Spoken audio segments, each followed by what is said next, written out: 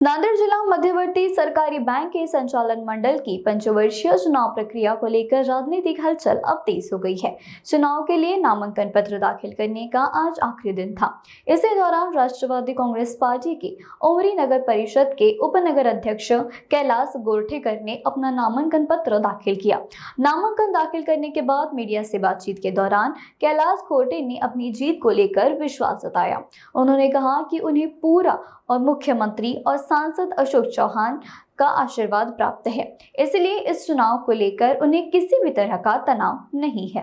नांदेड़ जिल्हा मध्यवर्ती बँकेचे मी नामनिर्देशन पत्र दाखल केले ते आहे। कैलासवासी शंकरराव चव्हाण साहेब, कैलासवासी बँकेचे कदम साहेब, या कैलासवासी बाबासाहेब गोरठेकर, कैलासवासी बापूसाहेब देशमुख गोरठेकर, कैलासवासी वसंतराव चव्हाण साहेब या बँकेच्या सर्व काही घडामोडीमध्ये आधारवर आमचे अशोकराव चव्हाण साहेबांच्या पॅनल त्यांच्या मार्गदर्शनाखाली मी आज नामनिर्देशन पत्र दाखल केलेले आहे। या नामनिर्देशन पत्रामध्ये मी उमरी तालुक्यातून नामनिर्देशन पत्र दाखल केले ते आहे।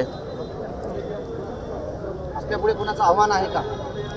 माझ्या समोर कोणाचं आव्हान मला वाटत नाही, कारण की माझ्या सोबत मतदार आहेत।